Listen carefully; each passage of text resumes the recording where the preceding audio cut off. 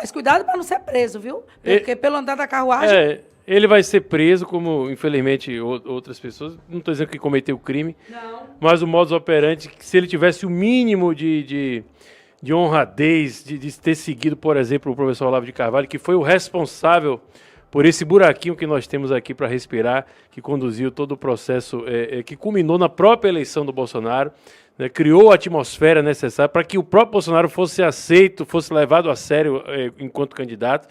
Ele não ouviu, virou as costas, preferiu se confraternizar com os inimigos do Brasil. O resultado é esse aí.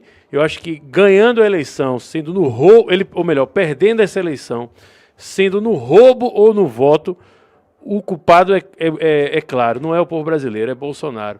O povo brasileiro esteve dormindo durante toda a história desse país, praticamente, mas teve um curto período de tempo, esteve acordado. Foi entre 2013 até 2018.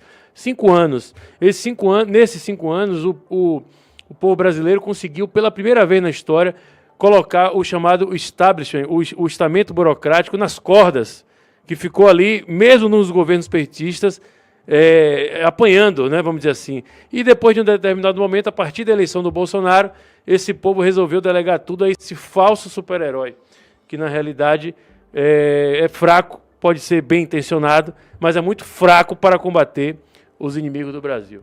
Essa é a minha opinião. Sei que Vocês estão falando, mas não sabem nem se o Bolsonaro pode ganhar a eleição. Independente ainda. Mesmo que ganhe, Timóteo. Se ganhar uma vergonha só de aceitar um vagabundo como esse, como o Lula, o maior ladrão da história, no pleito, foi ressuscitado. Em 2018, Timóteo, quem era o cidadão, por mais pessimista que fosse, quem era o cidadão brasileiro que trabalha e que produz, que poderia imaginar que 4 anos depois o PT estaria ressuscitado e com Lula de volta à presidência?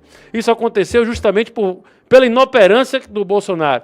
Ficou falando, bravateando 4 anos praticamente, sem tomar uma ação sequer contra os inimigos do Brasil, que ficaram mais poderosos do que nunca sobre a gestão dele. Quer dizer, ele não reagiu. Esse discurso ridículo das 4 linhas para justificar a frouxidão e covardia. Ele que disse que coloca Deus acima de tudo, acima de todos. Se Deus realmente estivesse acima de todos na cabeça dele, ele jamais se consideraria um escravo da Constituição. Uma Constituição escrita e interpretadas por criminosos. E eles, como é que você pode ser escravo da Constituição e ao mesmo tempo colocar Deus acima de tudo e acima de todos? Não tem o menor sentido. Não tem o menor sentido. Então, infelizmente, a situação vai se concretizando. Infelizmente, a situação vai se concretizando. E algo que eu venho falando aqui, desagradei há 3 anos, né? 2 anos aí que a rádio começou, eu venho com o meu discurso, eu falei, vai acabar acontecendo isso. Né? Eu ainda achava que era possível ganhar a eleição, ele fazer um segundo mandato mais fraco. Né? A expectativa que eu tenho, como efeito positivo, vamos dizer assim, entre aspas, o efeito colateral, é que o povo acorde, porque o povo delegou tudo a ele. O povo voltou a dormir, e aí você não pode fazer uma crítica mais coerente, porque você é visto como um traidor. Virou uma histeria coletiva, homens velhos de 60 anos, 70 anos, se comportando como se fosse uma criança, um adolescente, tendo um frouxo desse como ídolo, pô. Destruiu o trabalho do professor Olavo de Carvalho e agora está aí o resultado da desgraça que é o retorno do PT ao poder. Então, o Bolsonaro é o responsável, independentemente do resultado. Eu venho falando isso aqui há 2 anos cravando. Ele é um traidor da pátria. Bolsonaro teve o que ninguém jamais teve na história desse país. O apoio irrestrito das pessoas de bem. Milhões e milhões de pessoas. Ele preferiu trocar o amor sincero de milhões de tias do Zap para se confraternizar com o Xandão. Aquela cena lá dele praticamente lambendo o saco do Xandão na posse dele. Lamentável.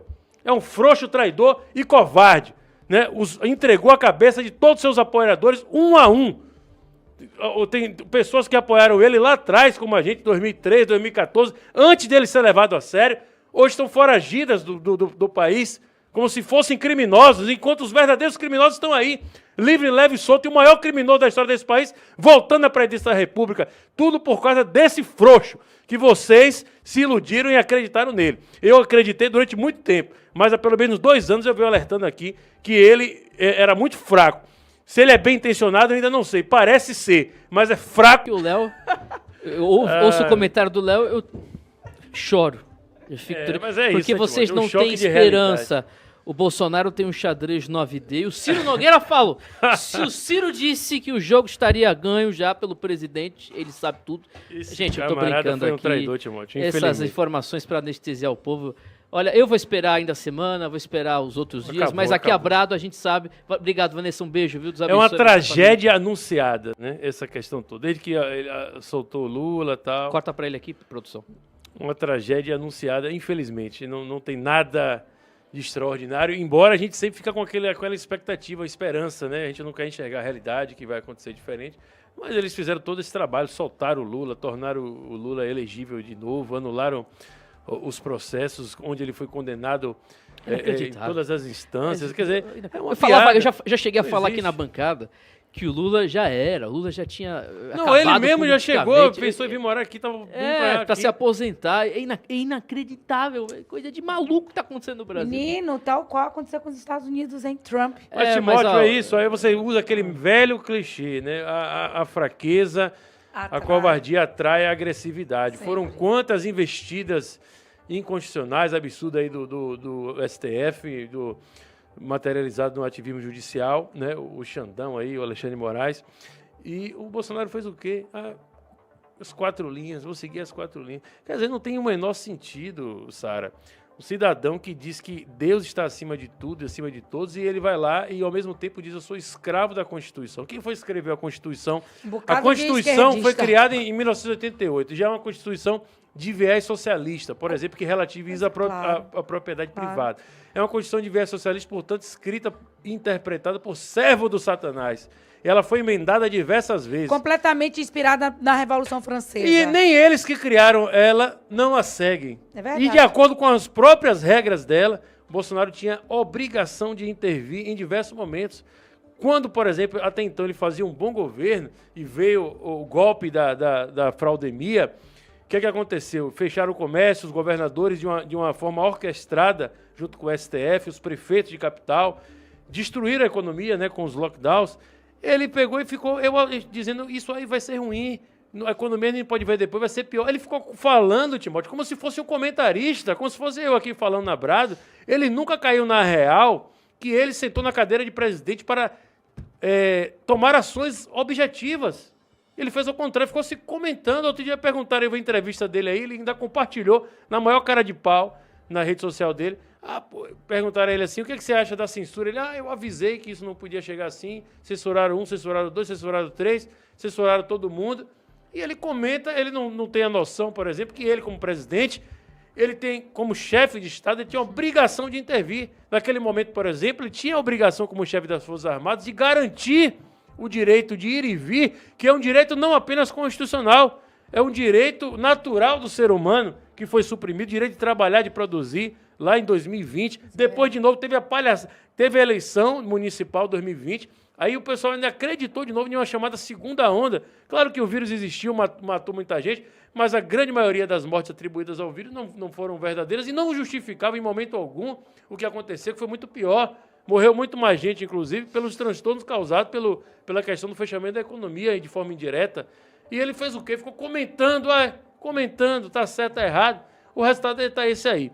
Eu acho que, diante de Deus, ele recebeu uma missão, né, lá em 2018. Não tinha lógica acontecer o que aconteceu com ele ganhar aquela eleição. E ele simplesmente traiu a vontade popular, traiu o povo brasileiro que trabalha e produz, que pela primeira vez na história esteve acordado.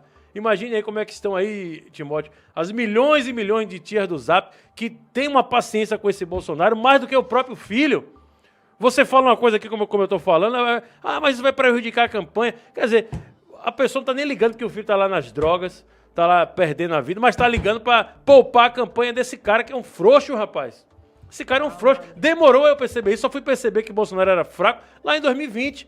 Né? Eu ainda teve aquela reunião que vazou lá, daquele falando, não sei o quê, que foi um teatro, depois ficou claro que ele já sabia que ia vazar, mas só falando da boca para fora. Calma, Léo, calma, Léo. É um calma, fraco, calma. é uma opinião, sei que vocês não compartilham da minha opinião, sei que ainda sou minoria, mas eu tenho certeza que muita gente vai entender o que eu estou falando. Estou falando isso aqui na rádio já tem mais de 2 anos, e hoje muita gente vem mandar mensagem para mim falando: pô, você é o único aqui do Brasil que está falando isso. Porque os influenciadores, os youtubers, eles vivem literalmente de likes e curtidas. Então ele sabe que não pode falar a verdade, às vezes até enxerga o que eu estou enxergando também, mas fala assim, pô, eu vou ser cancelado se eu expor a verdade, porque o público não aceita uma vírgula sequer contra, que eles acham que é contra. A gente está falando para alertar o governo Bolsonaro. Quer dizer, o professor Olavo de Carvalho fez todo um trabalho, ele surfou na onda, não foi ele que construiu essa nova direita, vamos assim dizer. Essas manifestações